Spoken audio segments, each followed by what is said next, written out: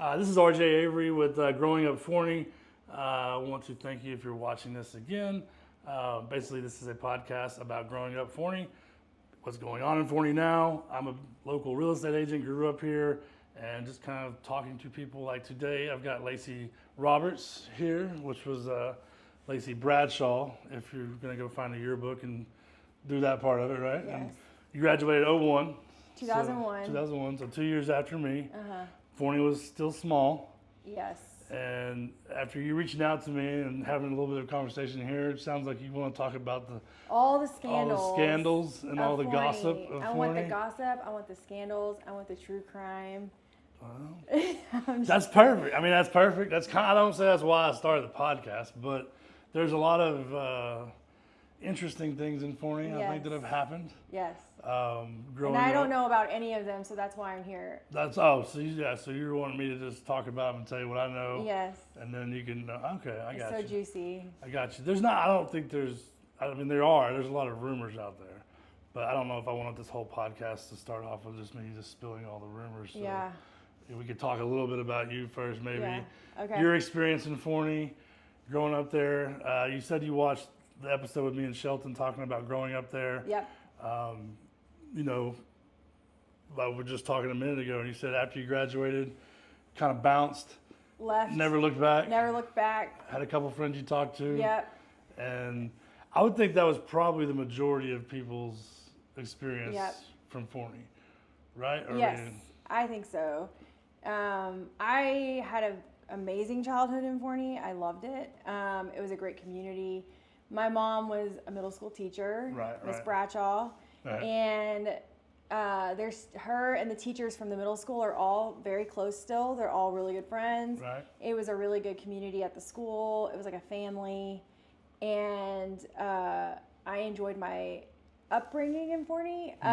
There's a little bit of lack of like extracurricular things I would have liked to have done. Like I really wanted to play soccer. There were no soccer teams at the high school. Yeah, we just got those.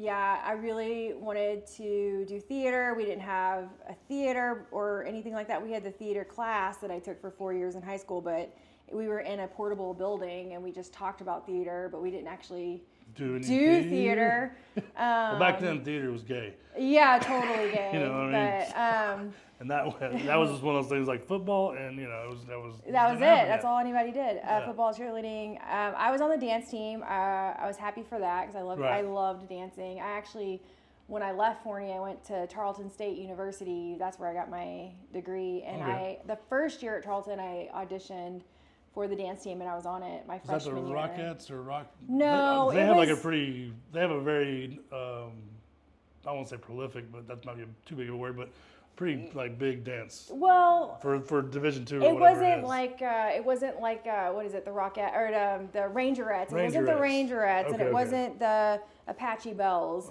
It was just another dance team that we had that we were the Texan Stars. Right. So I was a Texan Star for a year, and then because I was a theater major, I didn't dance anymore. I just went straight into theater and did theater.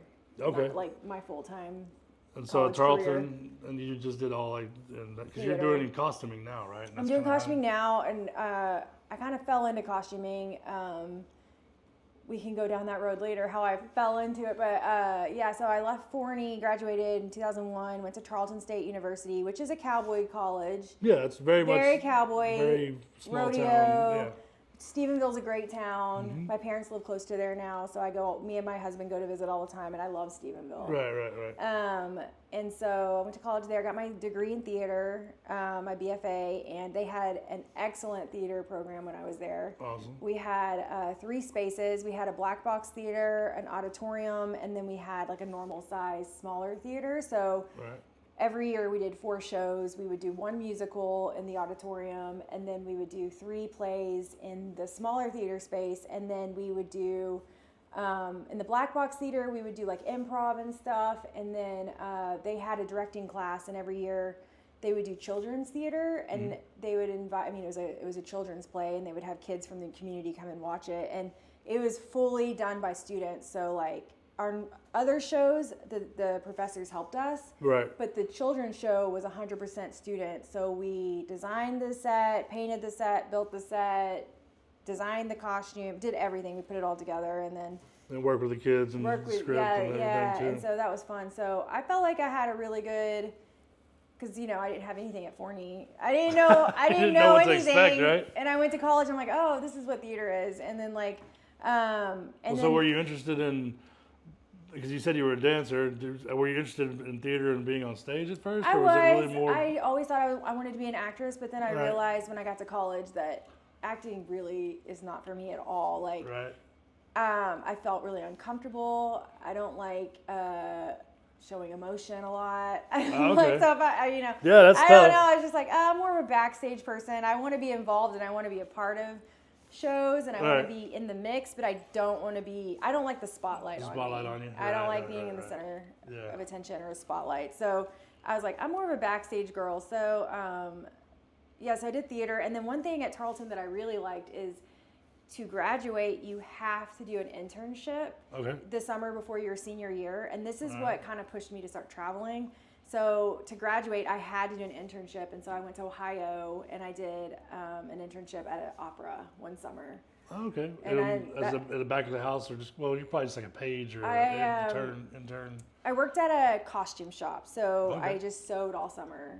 We built the costumes for the opera. Nice. All right. So that was my first taste of like professional theater. Right. I'm like, oh, you can make a living doing this outside of school. Well, then so what I saw is, did you go to Vegas first or New York first? So I never lived in New York. I did work in New York because when I was on tour, I was on Broadway tours. Okay, and that's where like a Broadway play goes on the road. On the road. Right. So we would go to New York City for however long, maybe a month or whatever, and that's where we would build our tour. So I would go to where all the costumes were, and we would do fittings, alterations, do all of our shopping. Get everything ready for the tour, and then we would leave New York and go out on the road. Right. And a lot of times, it was amazing because a lot of times these shows, these Broadway tours, I got to work with the designers from the Broadway. So from the Broadway. So when I was on Beauty and the Beast, I got to work with Ann Hold-Ward and her team. She's the original designer for Beauty and the Beast Broadway. And then I got to work with Kathy Zuber, which is she did. Like Bridges in Madison County, and what was the other one I did with her? Was it King and I? King and I. Yeah, the King and I tour. I worked with her and her team, and it's just like cool that you get to have that experience to work with these like Broadway designers. Whatever. So that was fun. Right, and you ended up in Vegas doing the same thing on shows. Yeah, so we ended up in Vegas, my husband and I, because we had some friends who were. So did y'all meet while y'all were traveling? Yes. Because you said he's a sound electrician guy. He's an electrician. So he does set building and stuff. Yeah. Okay. So when I was on tour, we were playing Fayetteville, Arkansas for 2 weeks. I was on Beauty and the Beast, and he was the stage left deck-elect, the local. He was not on tour. He was the local Arkansas stage left deck-elect guy. Right. And that's how we met. We were there for 2 weeks, and me and him met each other, and we just like hit it off. We were like, we're best friends.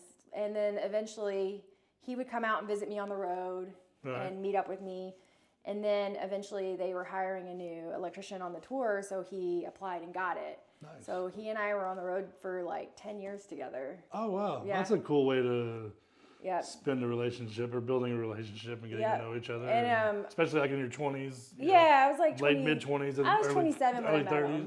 Yeah, 27 when I met him. So we went on the road together, and I think if you can survive the road together, you can survive anything. So we kind of knew, Children would be the next one. Yeah, I think children would 100% be the next. I would say that those are too close together, though. Traveling together and having kids together is two of the most stressful things. I agree with that. And we don't have any kids, so we haven't had that yet. But we survived the road together. And then we were on the Miss Saigon tour when COVID hit. And that's when we ended up moving back to Texas. Okay. But prior to that, we did take a little bit of a break on tour, and we moved to Vegas for a year. Okay. Because we had some friends who we toured with who were doing a new show. It was called Rose Rabbit Lie, and it was at the Cosmopolitan.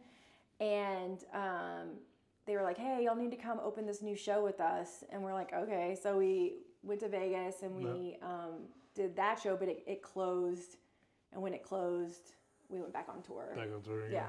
Right. And I guess, obviously COVID kind of just Yeah. ixnayed y'all's whole industry for 2 years. Yes, it did. It probably it changed it completely forever. It did. I think it did. And I'm a little bummed. Like, I have FOMO sometimes because before COVID, Barrett, my husband, and I had talked about getting off the road. Right. We were tired. The road is exhausting. And we were like kind of ready to 10 years is a live long somewhere, have a home, have a life outside of the road. Because when you're on the road, you work all the time. Your day off is your travel day. So when we were on Mondays, my day off, I was going to the airport and flying somewhere, or getting on a bus. Like, I was always traveling. So I was like, I'm kind of ready to have like somewhat of a normal life. So Right.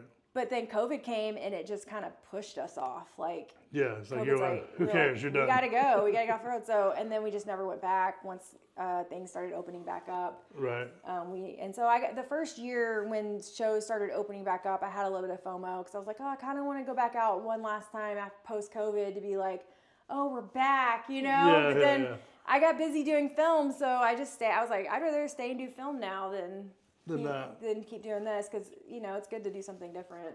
Right. So there's actually, I guess some people probably know this, but there is a pretty big film industry in Texas. Yeah, and it's growing, it's getting bigger. larger. It's getting so big. Yeah. So I did 1883, and that's the Yellowstone spinoff. Right. And that was your first kind of That job was my back. first film job, and that was filmed around Fort Worth and then up in Montana. Right. And around like Amarillo and stuff. Like, we went to Amarillo and we shot on the 4-6's ranch. Yeah, because the guy owns it. I think that's the guy's ranch. Taylor Sheridan. Yeah, Sheridan, the guy. He's the director of 1883. And he wrote Yellowstone. He directs whatever. It's all his stuff. He's a general badass. Yeah, I mean, he's like. He's a real man. The thing is like his shows are grueling and they're hard to work for. But I have to say, because of him, there are a lot of work opportunities. Yeah, that would never have existed. Yeah. So I just read, which he's got a new big studio opening up in Fort Worth. So we're going to have, because he was renting out warehouses. When we were on 1883, he just rented out this big warehouse, and that's where we were. And then on Bass Reeves, because I did Bass Reeves, that was another warehouse. And so I'm like, well, it only makes sense for him to just go ahead and have a big sound stage or a big studio in Fort Worth. Like, I don't know why we wouldn't, because you're just renting out all these spaces. Yeah, and spending all that money. Yeah. So, but anyway, and then 1883 was my first film gig. I was a stitcher in the costume shop. Yeah. So I was making the costumes for the show, and then I kind of wanted set experience because I'm a theater girl. Like, I understand the theater. I lived backstage for many years, but film is so different. It's just the language. Like, I'd be on set and they would say something and I'm like, I don't know what that is. That's so foreign to me. I'm whatever. And so they let me go be on set as a background costume person. Like, so basically all the background actors, I helped with their costumes. Okay. Like, help get them dressed in the morning, go to set, check their continuity. If there's any repairs, whatever. You're just with them all day, helping them with their costumes. And then at night, they take their costumes off and you either clean it or whatever. You're there all day. So it's very long days from like before the sun comes up, 4 a.m. calls, like whatever. Well, I mean, that's kind of that whole industry in general, right? Yeah. I mean, like, you don't survive in that industry unless you work long days. Unless you work long. Well, I would, I mean, even they have a pretty serious. What is it, the Studio Actors Guild but even within that, I think you still have to work very long days. You can work as many hours, you're going to get paid for those hours. Like, it's paid. So I am in the union. I'm in IATSE, so for film and for theater. Mm-hmm. So there are like boundaries, but I can still work a 20-hour day. It's just whether or not they want to pay me for that 20-hour day. Right, because they got to pay overtime and we get turnaround times and stuff like that. Right. Like, they're like, oh, you're not going to make your turnaround, you need to leave. We get 10-hour turnarounds. So, I mean, I can work all night if they wanted me to, but it's whether or not they want to pay for that. Pay for that rate, yeah. So, or whatever. That makes sense. So you just kind of fell into this whole thing. You didn't, I mean, growing up, you didn't, because that's one thing, growing up, I never really had, like, I want to be a football player until I realized that wasn't going to happen. Yeah. Like, I'm way too short and way too slow. And I think I always knew I wanted to do something in the film or theater industry because I sucked at school. I made my first C when I was like in 4th grade in math. And I kept failing history tests, and the teacher spoke to my mom about getting me tested and getting me on like for 80, yeah. And my mom wouldn't do it. She's like, no, she'll figure it out. And I did, but by me figuring it out, it was going into art and going into theater. I'm a hands-on person. I'm not a book person. I rarely read books. I'm always hands-on. I'm go. I like to just be on my feet. I'm not a desk person. I'm not a computer person.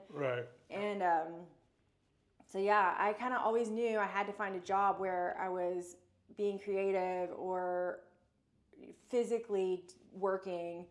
I was like, I'm not going to make it if I have to like, I don't know. Like, I don't just sit at a desk I and don't do even math. know. Like, well, I mean, I think that's yeah. I mean, school is Forney's come around, and they got a thing called Opportunity Center now, where they're doing more like trade-based stuff. Yeah. And less. And that's amazing. Great because I mean, I think there's our people out there. I learn a lot better hands-on. I think everybody really does at the end of the day. But I was able to memorize for tests, which I think you can get a long way just with that. It doesn't mean you're actually learning anything. You know what I mean? It wasn't until college that I realized, okay, well, I'm pretty dumb. Yeah. I'm not really a smart guy. Well, I was a theater major, so I was like, I love college. This is amazing. But I just like. Well, all the theater majors seem to have a good time. Yeah. In North Texas, at least. That's where I went. It seemed like a fun group of folks to be around for sure.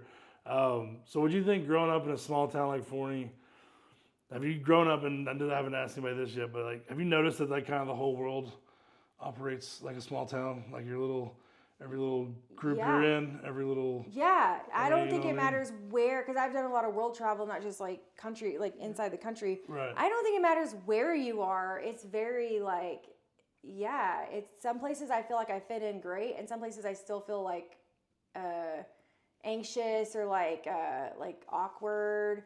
I just think it doesn't matter where you are in the world. That's just how it is. I noticed it's just, I worked in restaurants a lot through college. And this, the same dynamics kind of come up. You get the little groups and the cliques and the people that think they're important and then they're not important, and it's just... It's everywhere. And I think growing up in a small town kind of helps you learn how to read those situations, a little bit more than just kind of just exist in them. Exactly. And then realize what's kind of going on. Okay, so this is... Because like restaurants, we're a family here, and it's like, oh, great. So this is all going to revolve around the egos of two people or maybe one person, and... The rest of it's just hold on. That's what I found in that industry, anyways. All right. So, what drama in Forney have you heard of that you oh man, are most interested in? So, I mean, I guess in a little bit because you said your dad was a police detective, so he was a homicide detective in Mesquite, and then of course my mom worked at the school, and I just lived in this like fantasy world. I was so oblivious to everything. I had no idea what was going on while I was living in Forney. So now I'm like 42 years old and I'm like, oh, these stories are juicy. I didn't know this was going on. I don't even know. Well, I guess here's a fun one. I'll probably bleep out the name. Oh God! See, you're the one with all the stories. I have no stories. Yeah, well, that is kind of true. I did move back there. It was basically whenever I had kids. Or had my first daughter, I was in the service industry. My daughter was unplanned, and me and her mother moved in with my parents to start and get help. And then ultimately started in real estate and just, it worked. Or whatever. Yeah, it just kind of worked. And I got stuck there and stayed there and have been there and have watched it kind of go from what we grew up in. Yeah.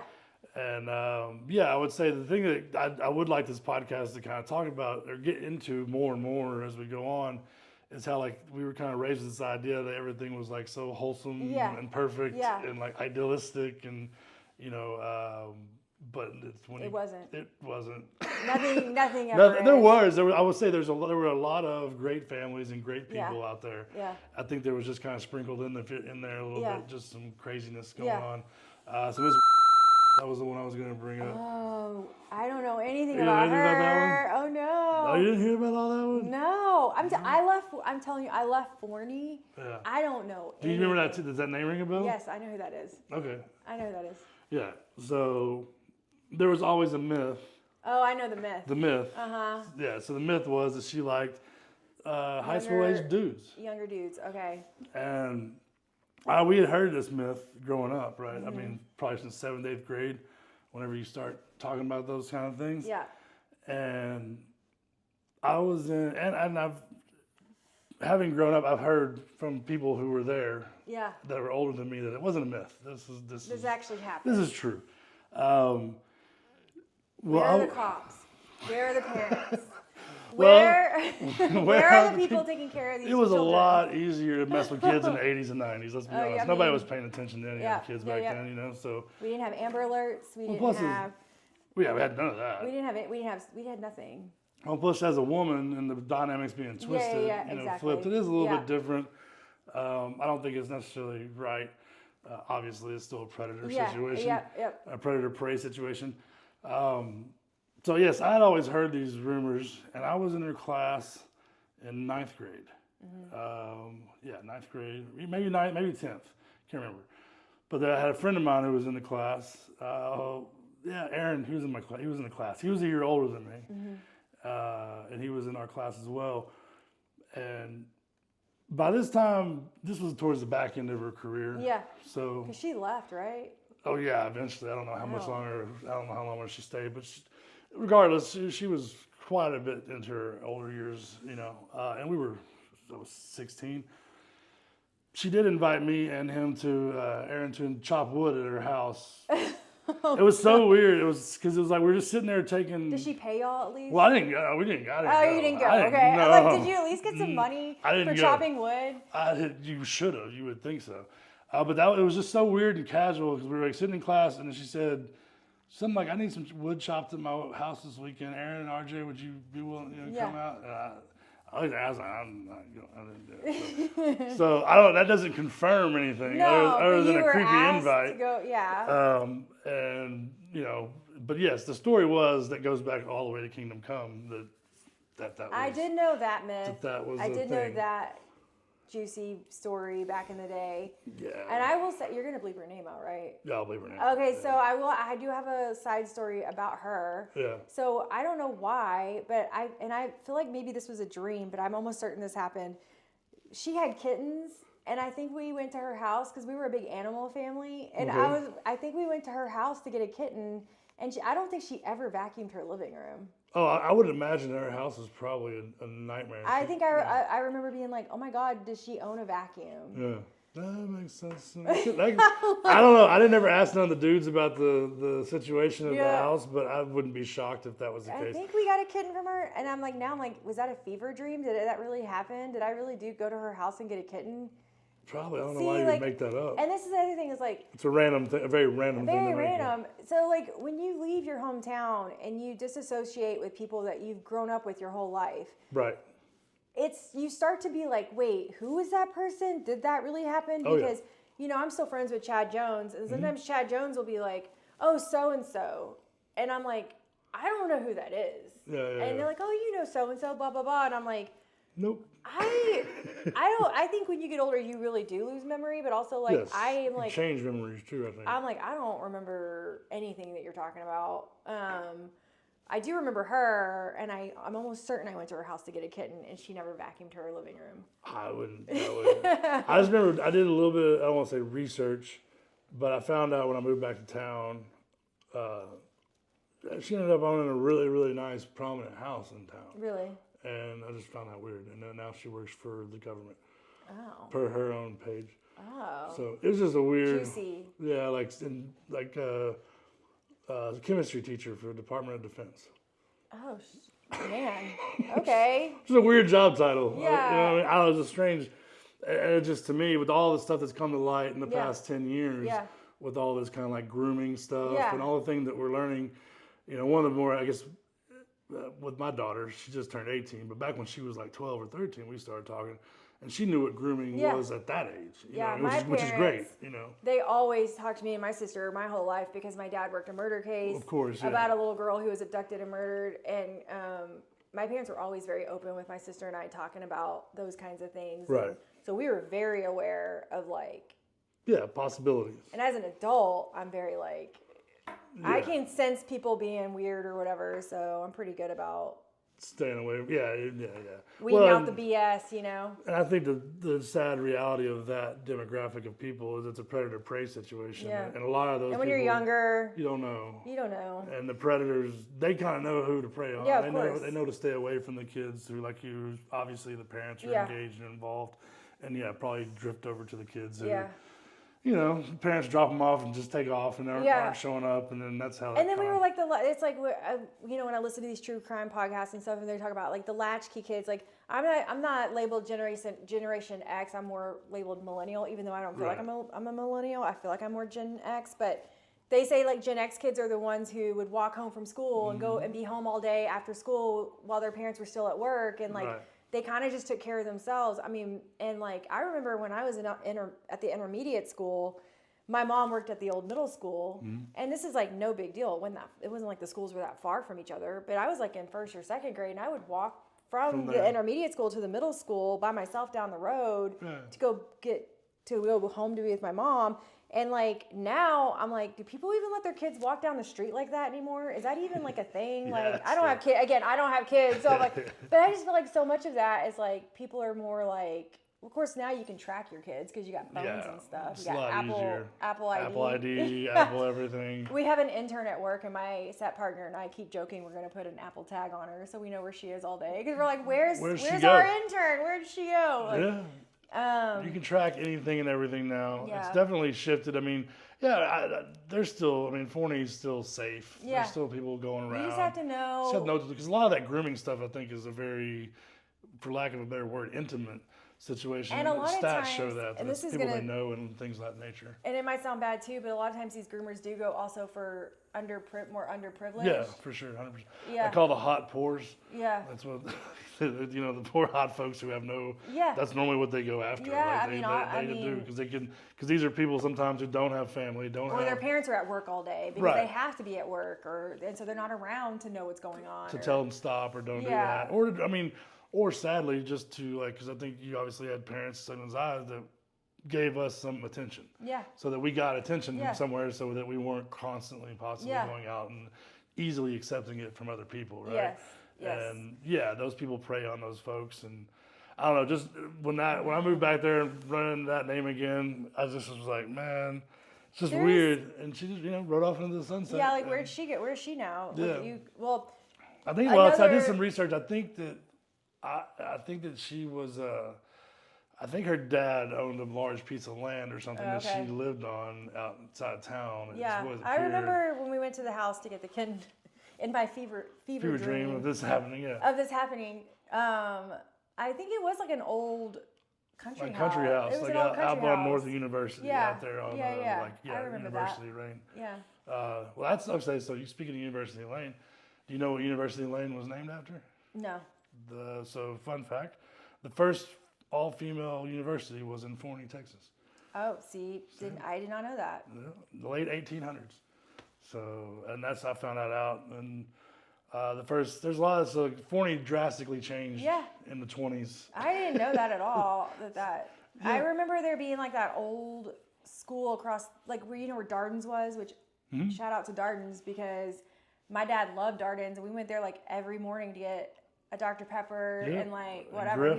Like shout out to that place. But and actually, oddly enough, so Darden was run by Buck. His son Daniel was in your grade. He's in my sister's grade. Your sister's grade. My sister was one year grade, ahead of you. Yeah. Oh, okay. And then actually Preston, Daniel's son, what did I just mess up his name? Yeah, Daniel was in y'all's grade. I think he was Daniel Jr. Anyways, his son, Preston, is about to graduate. He's going to work for me at my real estate company. So that was kind of fun. When he called me, I was like, oh, hell yeah. I remember going to the gas and station they had really good kid. sandwiches and like good snacks, but also they had good like a meat counter or whatever. But see, people are into like buying these spaces and renovating them and making them like whatever. Did they tear Darden's down? It's gone. Yeah, that would have been so cool if they like redid it and make it. Yeah, that'd been really cool. There's one next door that could still be salvaged. It's like an old. It was an old gas station as well. I think back when we were there, it was more of a mechanic shop. Because Darden's did both. Yeah. But yeah, Darden's got torn down. 20 years ago. I think my parents had moved before that happened. I don't think my dad could have stood to see that it. and go. He would have put a single rose on yeah. Darwin's rose. Yeah. But here's another teacher that I think about often. And it's because when I was growing up, I was very interested in traveling and just getting out and seeing the world. Yeah. Do you remember, I think she taught computer. Her name was Miss Clark. Miss Clark. And her and her son. She was loosely related. She was a cousin or something to Miss Asbill, or they were. Oh, see, I didn't know that. I had no idea. Yeah. But I just know she like lived in Japan. Like I want to say like Italy or Japan, like taught school. And I just was like, I thought she was the coolest person. She was kind of a hippie. In fact, like one day, my mom was like, this is when they built the new middle school. My mom's like, we got to go up to the school. I got to grade some papers, whatever. So my sister and I went up there with her. And I remember Miss Clark, she was like rollerblading around the parking lot. And I was just like, I thought that was the coolest thing I was ever. like, why is she so cool? She's like lived in Italy. She rollerblades. Like, she was like just kind of a hippie, I think. Definitely. So she was very different from a lot of people in Forney. And I just thought she was really cool. Yeah. She would be somebody you would like see in Austin or something. Yeah, it stuck out a little bit more than it's a little bit refreshing to see somebody like that. Oh yeah, especially out there. Yeah, I remember. She was only there for 2 years. Yeah, I think she went to Japan or somewhere, somewhere cool. She was. I had her for 7th grade computer, whatever. Yeah. I often think about her and like whatever happened. Like where did she go? What did she go do? I'm sure she did something fun. Yeah. She seemed like a free-spirited type. You know what I mean? Which that's like I said. That's towns like Forney are actually good for people like that. I think because they can get somewhere and. As long as they're not too weird, you know what I mean, they can be fine. I mean, and I think she lived in one of the historical houses. She lived. I do remember that. She lived. Which is another cool element to her. McKellar Place. I'm pretty sure because I grew up on Shands, which Center Street, which is the main street with all the big houses. She, I believe, lived in that McKellar home place, the biggest one. She was like the caretaker. Yeah, she was like she was. She's like doing cool things in that house. Like restoring it. Restoring it. I don't know if they were doing any restoring back then. It was pretty old. She's just a cool person. Sometimes I do think about like, whatever happened to that lady? Well, so that lady obviously kind of inspired you to look outside of Forney and not be afraid of moving on or traveling or anything or scared of anything like that. Yeah. I always just like wanted to live on a bus and travel, and I did. When I toured with Broadway shows, I lived on a bus for 5 years. Oh wow! With 13 other crew members. It was amazing and stupid at the same time. Like I just lived on the road. You got to learn you have to learn a tolerance for people. Oh yeah, and you do. And accepting, you have to be very accepting. And I think a lot of different kinds of people. And I think I am very accepting of all different kinds of people because of having toured for so long. Right. You have so many different personalities, different, and you're just like, okay, well, and then you just know how to go about your business with however this person is, and it's not always about you. Sometimes you just have to most of the time it's not. You've got to be patient with other people and like accepting of other people and and I think touring was good for me in that way because it forced me to live amongst the people from all over, from everywhere, out of our little bubble and into the world. Well, I went to North Texas and I had a similar experience. I didn't travel a lot, but coming from the football culture, kind of being a dumb football guy, and for lack of a better term, kind of a follower, just kind of do whatever, go with the crowd.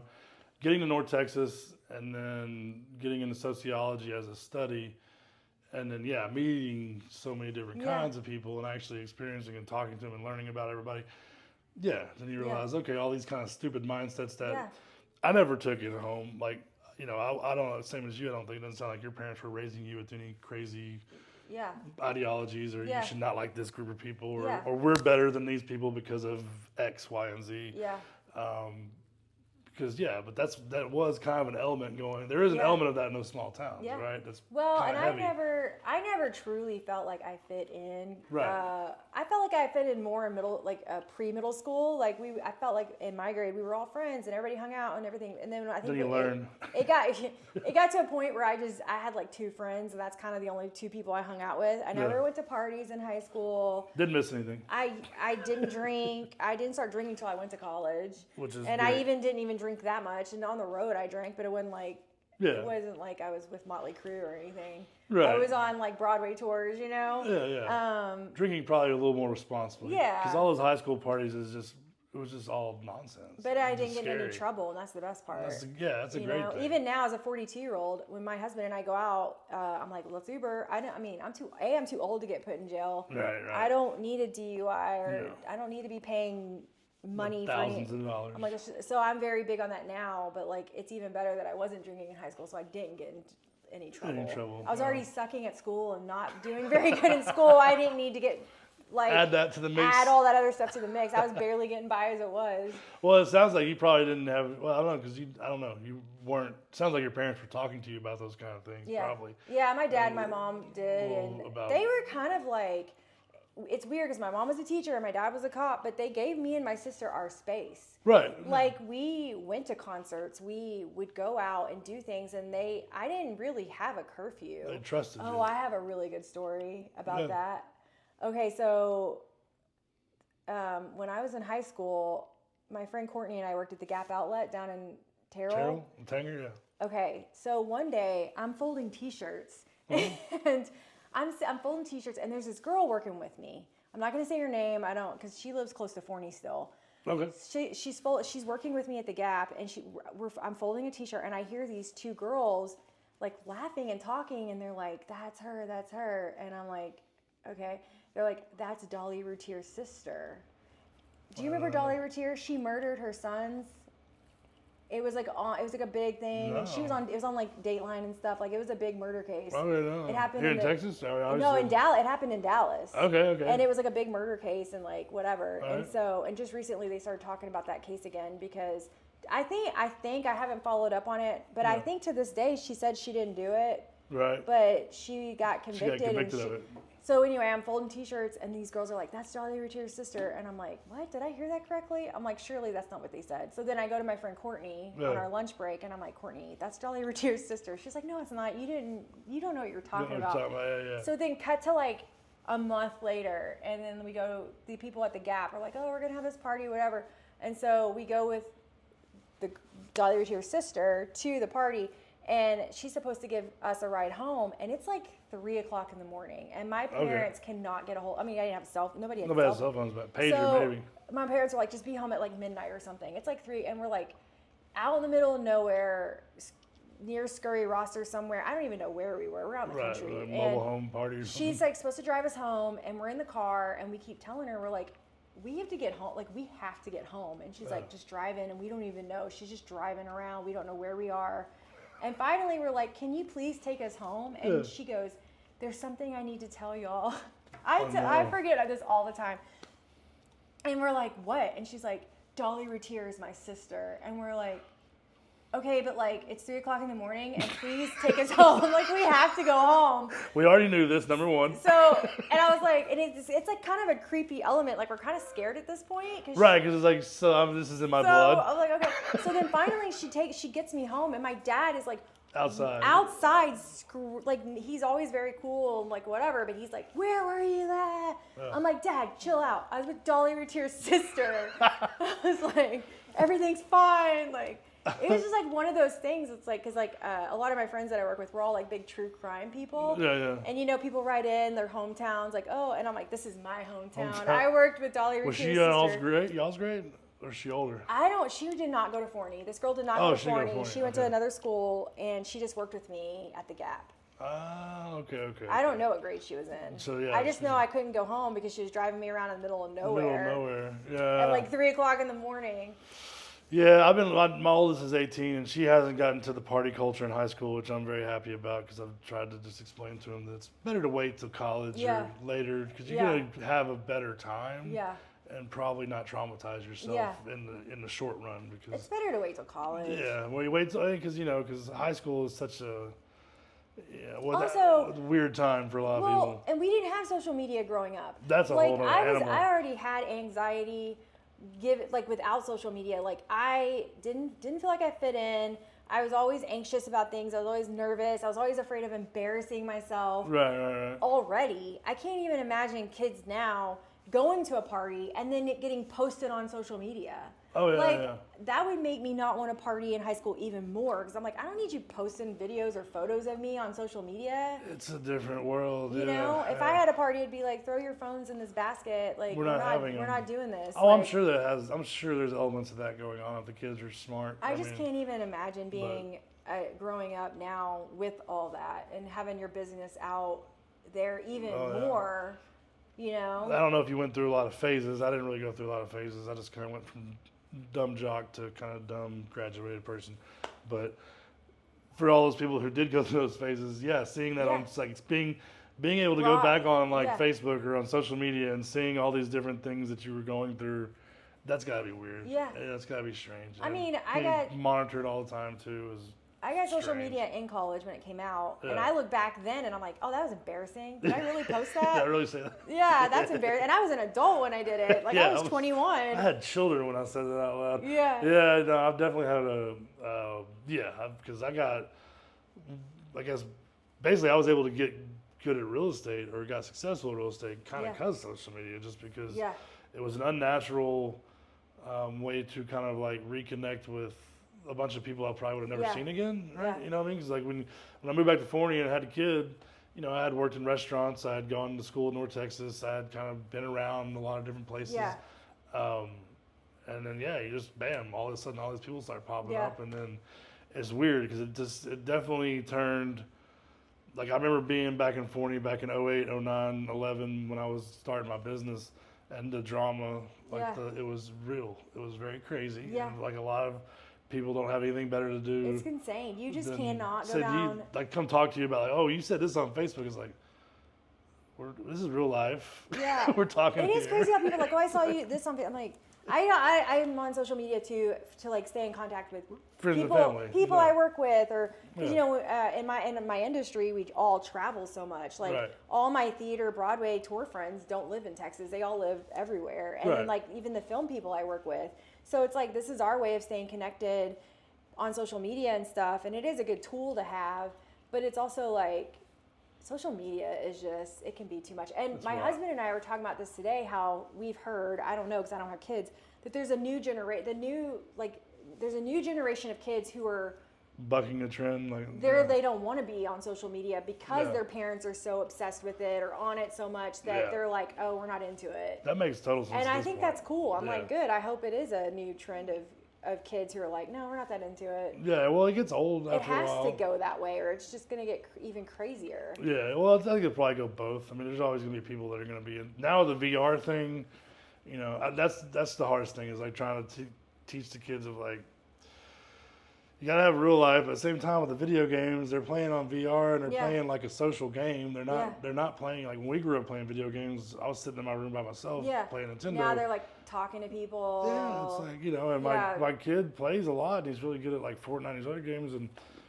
it's like, okay, well, he's not learning anything. It's like, well, no, he's learning how to communicate with people. He's learning how to use a map, logistics. I mean, this all sounds crazy, but those are things he's learning to do. Yeah. And it's with real people in real time, so. You know, as long as when you turn it off, they don't just like throw a fit. Yeah. I don't think there's a problem. Like, don't be that. Don't be that, because I can't, because. Addicted or whatever. Yeah, well, and like, I think parenting, it sounds like your parents were the same way, where you kind of give your kids freedom. Because I don't know about you, but every one of my friends that I saw, the parents did the opposite of that. Yeah. Most of them completely bucked that at some point. Yeah. And when that happened, it was not.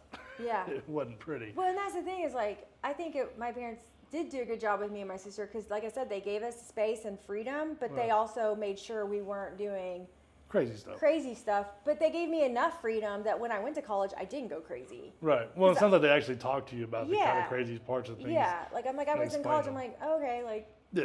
You know, it's not a big deal. Yeah, I kind of was more into it because my parents didn't really explain anything, so I just kind of it was like there was no talking really. I talked to my mom, but she was kind of didn't know what was going on yet.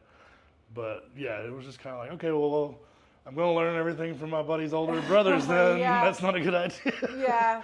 And that's definitely got me in a lot of the trouble I got into, or bad choices and stuff. And so that's why, as a parent now, I've tried to do the opposite of that, because I think you have to communicate with kids. It's so key, like just in general, like I feel like communicating to just people in general, like being open and like honest.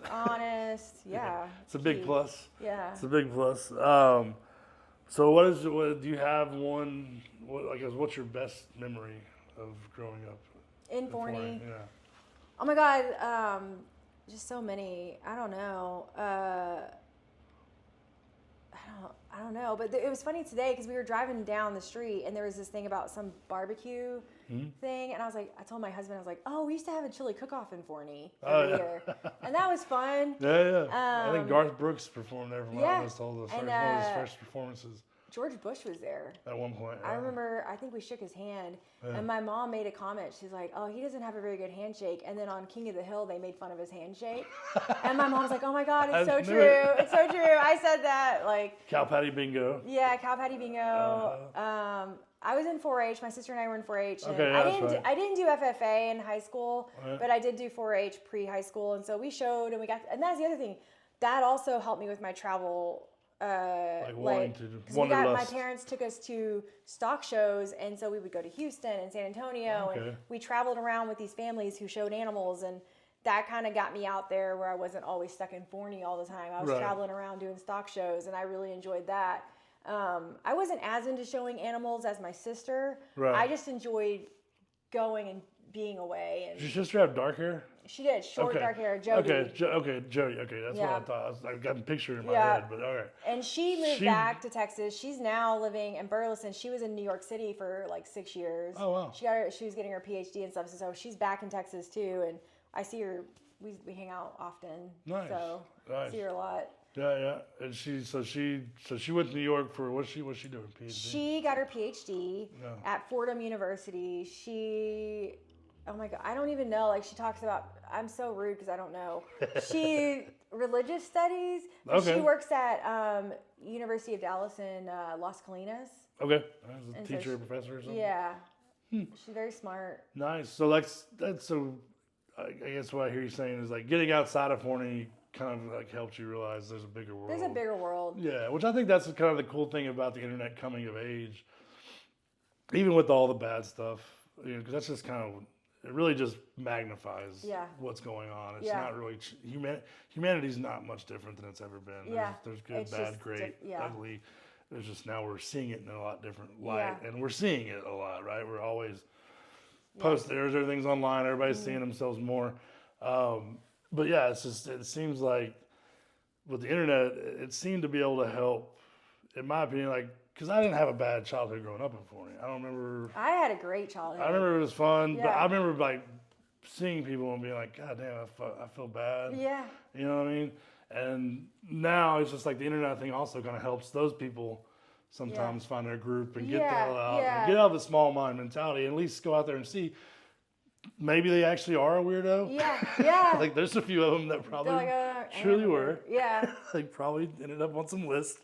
But also for the people who just aren't, who are maybe, like I said, not into the Friday night light culture, who have bigger aspirations. And that's kind of what it was. And like when I listened to you and Shelton talking about it, how being in football, it was like, that was it. Like, you know, and I'm like, because like when I was there, I feel like, okay, so like when I went to my 10-year, I did go to my 10-year high school reunion. Yeah, I think it was my 10. And so many people told me, it was the weirdest thing. They're like, you didn't belong in Forney. You belonged either in Austin or in a town in California. Like, you just didn't belong. And I'm like, no, I didn't. Like, I yearned for like a really good art class or like a really good theater class or like dance. Like, I was in drill team, but like I wish there was like more dance classes, like other things, like outlets. And like I wanted to play soccer randomly. I don't know. There wasn't a soccer team. Like, there really wasn't. There's all these things, and I'm like, no, you're right. Like.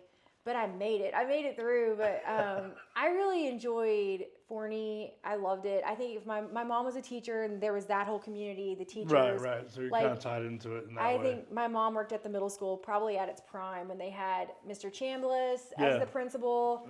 And, you know, they had Miss Johnson. And, like, it was just at its prime. And, like, all the teachers were like family. And then we were talking about it this last weekend. It was my mom's 70th birthday, and Miss Crow, Jody Crow, came to her birthday party, and we were talking, and I was like, I told my sister, I was like, remember my mom would have all the teachers' kids babysit us. Okay. They would have like 12-year-olds come over and just like take care of us while they all went out. And I'm like, that's so weird. Like, I can't believe like all these teachers, kids babysat me, and like it was just a really amazing community. I like the house I grew up in. It was like a ranch style home, and I love ranch style homes. Yeah. And we lived just enough outside in the country, but still close enough that I could go do things, whatever. It was like the best of both worlds.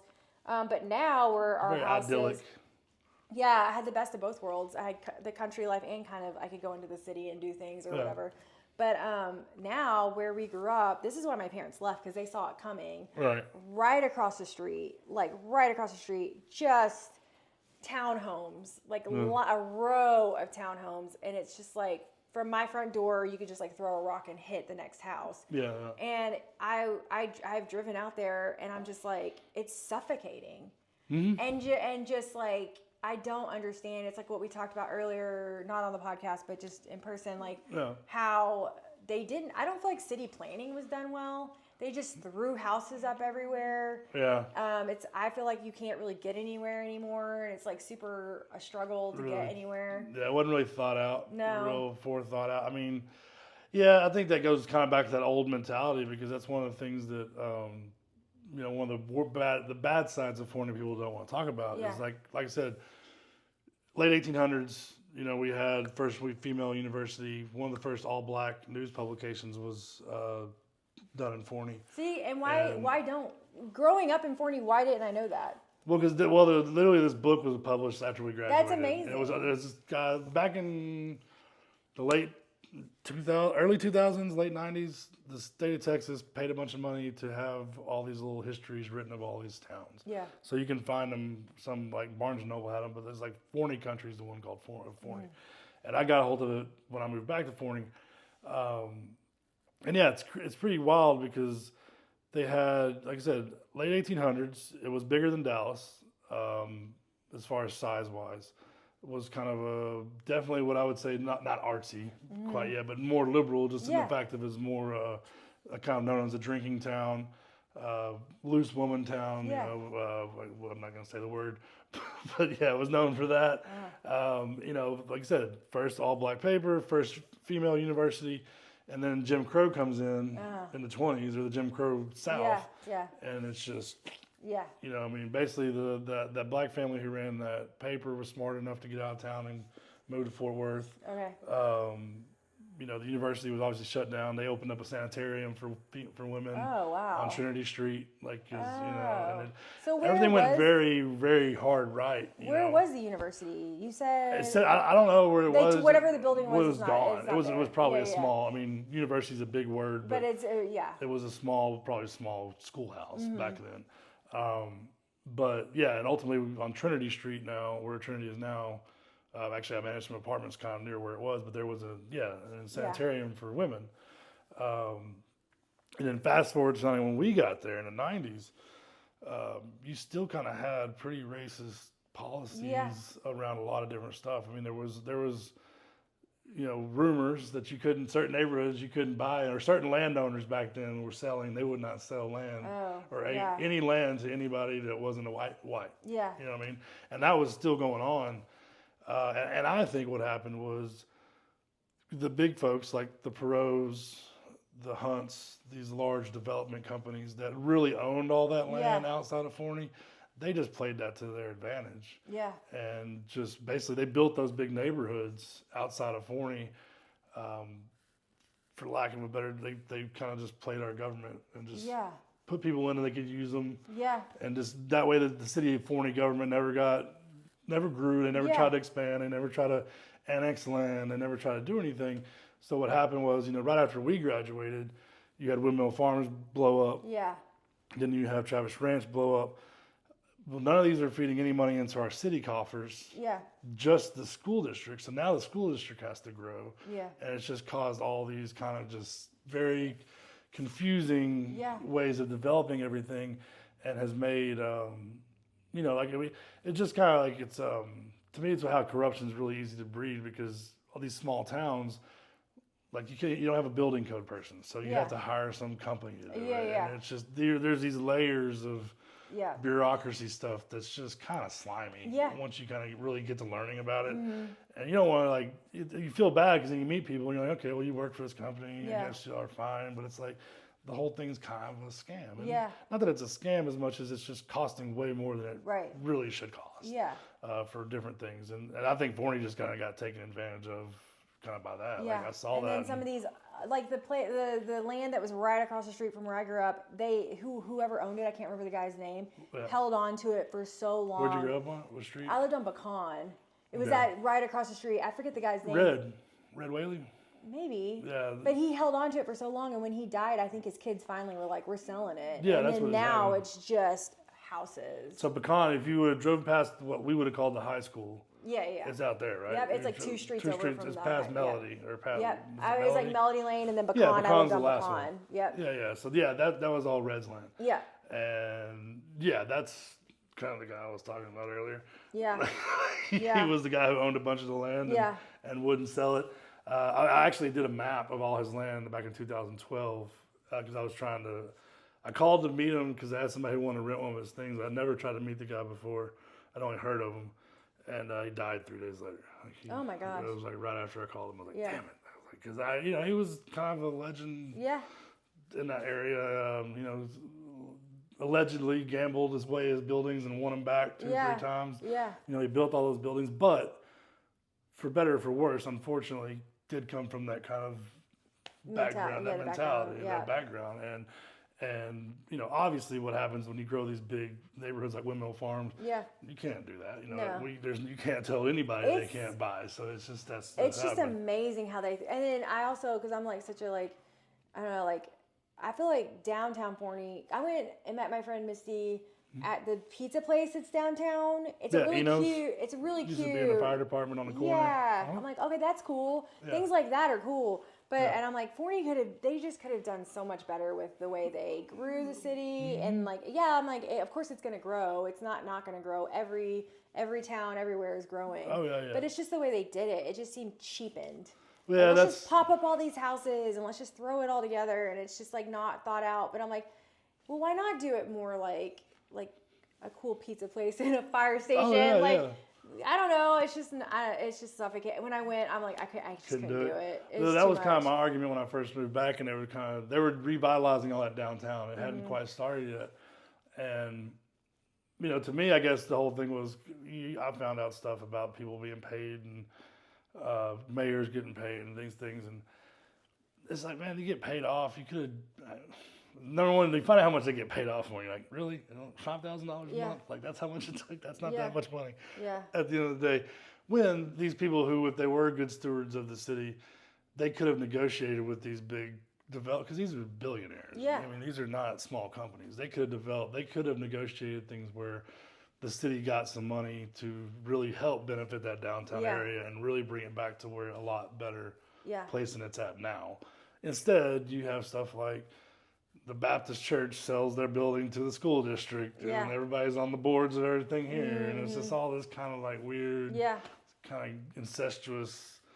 Well, my parents saw the writing on the wall, and they were like, "We got to get out." And even though they left, and even though I left, I still think it was, at the time I was there, was an amazing place to grow up and live. And I enjoyed my childhood there. Yeah. I'm very happy to not be there anymore, obviously, but I loved it. And I think that's why when I listened to your podcast, I was like, oh my God, like it was so nostalgic and brought all these memories. And it was like juicy and like, oh. And speaking of juicy, I remember when we were little, my sister and I were little, and in the Forney Messenger, there was a gossip column. Do you remember that? Vaguely, yeah. And they were like talking about kids in school, like, oh, so-and-so's dating so-and-so. And I'm talking like I didn't little. know about that. And I remember my sister and I would read it, and we're like, yeah, and I'm like, I can't believe they had that in the Forney Messenger. It was like a juicy gossip column for kids. I did not know that one. I didn't hear that. Was that a fever dream? No, I'm not saying you made that up. I need my sister to call and verify. I still think Mr. Teemer's what he did the prophecies for everybody. You remember that? Yes. He'd write those. I'd have to look mine up and see what he said. He kind of hit mine on the head. A little close. I don't think he hit mine on the head at all. It was pretty close. I think mine was something really weird and not like me at all. Right. I have to look and see what he said. Well, you probably didn't give him much to work with. Yeah, he's like, probably a I little don't quiet. know. Yeah, I was like, I don't know her. But Yeah. and I was not in AP class, so he definitely didn't know me from that. Right. Because he taught AP. Yeah, I don't know. Well, speaking of the Forney Messenger, talk about two cartoon characters. Judy and Carrie. Oh my God, they were right out of a 50s. Amazing. So Carrie would, because I went to the daycare in Forney, and my friend Courtney and I would talk because we went to daycare together. Carrie would come to the daycare and read to us, and he had a glass eye, and he took his glass eye out in front of us. Right. And we were like babies. And freaked everybody out. We're like, what is this? Like, what is happening? But he would come to the daycare and read to us and take his eye out, and that was awesome. Yeah. Forney character, like that's what we grew up with, was like Forney characters, like. And I don't know. There could have been some weird ones behind. That kind of freaks me out now hearing about the gossip column. I need somebody to call in and verify this, because I'm like, I feel like I remember. And we were young, and it was like, oh, so and so's dating so and so, and this and that, and my sister and I lived for this gossip column. But I'm like, we were They were talking about children. Well, again, I could be making this up, but I'm almost certain this happened. I need my sister to like verify this. You might want to verify, because if you verify that, then that could go along with my whole conspiracy of of this things. Yeah, the whole Forney. Okay, we'll end on this because we're getting close. We're getting around an hour, so.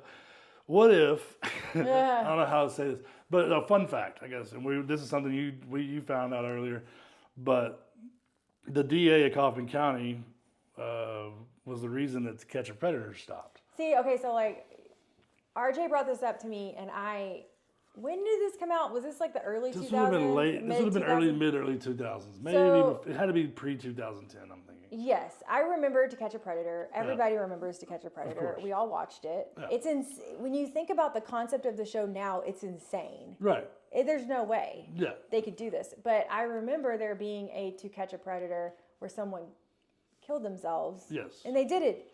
Yes. While it was being filmed, right? Yes.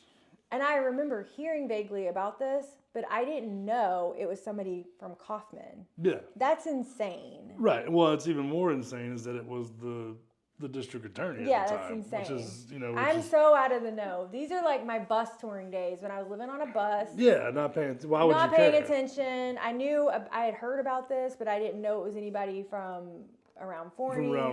Had no idea. Yeah, so that's interesting. You know, and then fast forward a handful of years later, you have the assistant DA and the DA are murdered within like 2 weeks of each other under very weird circumstances. Yeah.